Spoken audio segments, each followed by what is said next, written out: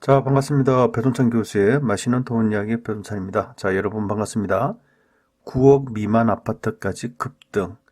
이거라도 사야 하나? KB부동산 리브원 주간 부동산 자료에 의한다면요. 수원 영통구가 0.97% 상승, 성남 중원구가 0.52% 상승, 대전이 0.45% 상승, 용인 수주가 0.33% 상승. 이처럼 서울 규제 지역을 제외한 부동산 가격이 꿈틀거리고 상승하는 것 같아요. 지역별 아파트 매매 가격 주간 변동률인데 작년 12월 16일 날 부동산 규제 정책이 나왔지 않습니까? 그 이후에 수도권은 0.14%가 상승했고요. 광역시도 0.12%, 전국적으로 0.12%가 이처럼 상승했다는 겁니다. 서울 구별 아파트 매매 가격 주간 변동률인데 양천구가 0.46, 금천이 0.35, 간악이 0.34, 서대문이 0.34, 마포가 0.34, 영등포가 0.28%가 주간 상승을 했다라고 볼 수가 있을 것 같고요.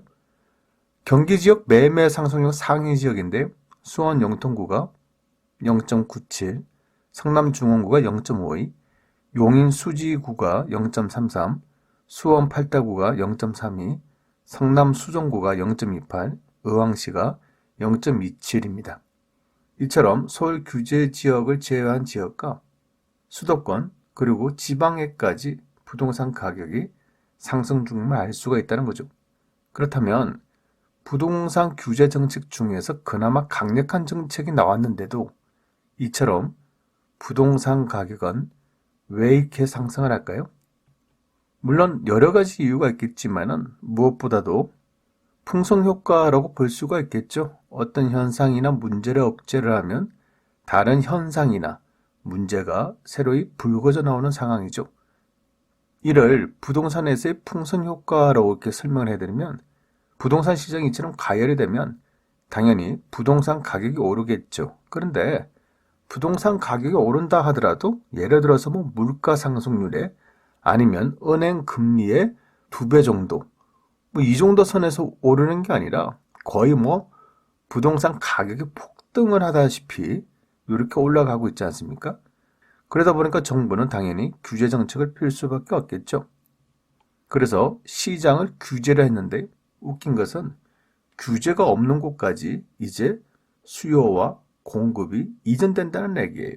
즉 시장에서 규제를 한다고 한다면 예를 든다면 분양가 상한제를 한다고 한다면 분양가 상한제를 안 하는 지역에 건설회사는 공급을 하도록 하겠죠. 왜냐하면 분양가 상한제로 묶여버리면 고분양가를 책정하기가 어렵지 않습니까? 그러니 다른 지역으로 흘러간다는 거예요. 공급이. 또 부동산 규제 지역으로 묶였다면 안 묶인 지역으로 돈들이 흘러간다는 얘기죠. 그리고 또 한 가지는요. 가격 눈높이 맞추기라는 거예요. 예를 든다면 A지역 아파트가 10억에서 15억, 즉 5억이 올랐다라고 가정합시다.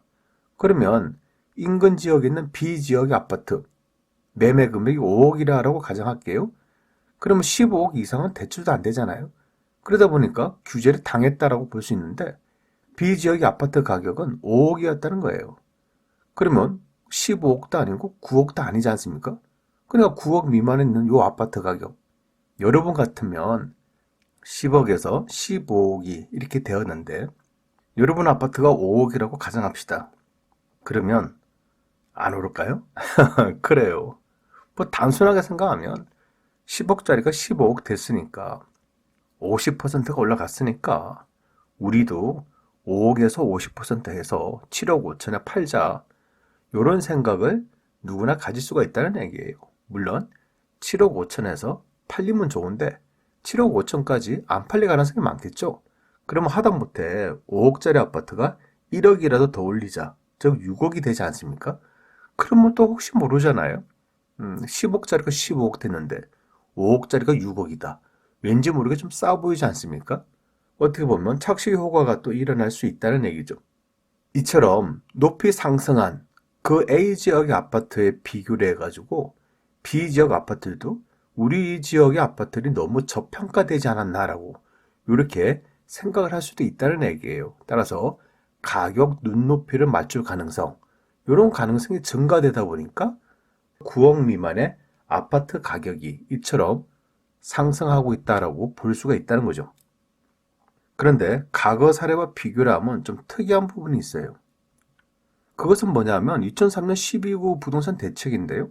다주택자 양도소득세 중과, 주택거래 신고제, 주택담보인정 비율이 50%에서 40%, 재건축 개발 이익 환수제 예정, 이처럼 강력한 부동산 규제 정책이 나온 이후에 1년이 지난 2004년 10월 29일 서울에 있는 재건축 아파트의 가격 변동률을 놓고 보면 강남구가 마이너스 8.2, 강서구가 마이너스 7.1, 강동구가 마이너스 6.9, 송파구가 마이너스 4.9가 하락했다는 겁니다.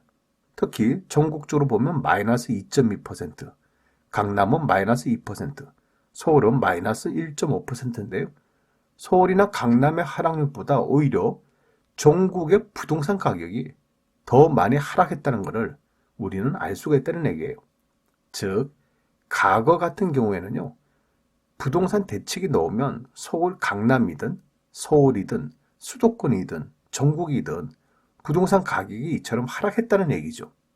오히려 1년이 지난 후에 전국적으로 부동산 가격이 너무 떨어지니까 이제는 경기 부양책을 써야 된다. 이런 뉴스들이 언론에 나오기 시작했다는 얘기예요. 그런데 오늘에 이르러서는 규제되는 지역만 하락을 하고 규제 외의 지역은 오히려 상승하는 이러한 결과들이 계속 나타나고 있다는 거예요. 이러한 원인은 뭐냐? 원인이야 간단하죠. 강남이나 서울 위주의 핀셋 부동산 규제 정책을 핀다는 얘기예요. 즉, 핀셋으로 규제를 하니까 규제가 아닌 곳, 규제 지역이 아닌 곳에 돈들이 흘러간다는 얘기지 않겠습니까? 앞서 우리가 통계로서 확인을 하신 거예요. 서울 강남을 묶으니까 서울 강남 외의 지역이 올라가고 수도권 지역이 올라가고 전국적으로 꿈틀꿈틀거리는 지역이 있다는 얘기죠. 즉, 규제를 안 하는 틈새 시장으로 계속 돈들이, 투자자들이 폭탄 들리기처럼 돌아가면서 그 지역을 상승시킨다는 얘기죠. 물론 이런 원인 말고도 또 다른 원인들이 있겠죠. 하지만 제가 보는 점에서는 여러 가지 원인이 있다 하더라도 정부는 앞으로 이처럼 변화되어가는 부동산 투자의 흐름에, 부동산 투기의 흐름에 발맞추어 좀 추가적인 부동산 대책이 나올 필요성, 그럴 필요성도 한 번쯤은 정부도 생각을 해야 되지 않을까요? 아무튼 이러한 현상은 정부가 새로운 대책이 나오기 전까지는 계속 이어질 가능성, 그럴 가능성이 높다라고 말씀을 드릴 수 있을 것 같아요. 이상까지 배종찬 교수의 맛있는 도움 이야기였습니다. 감사합니다.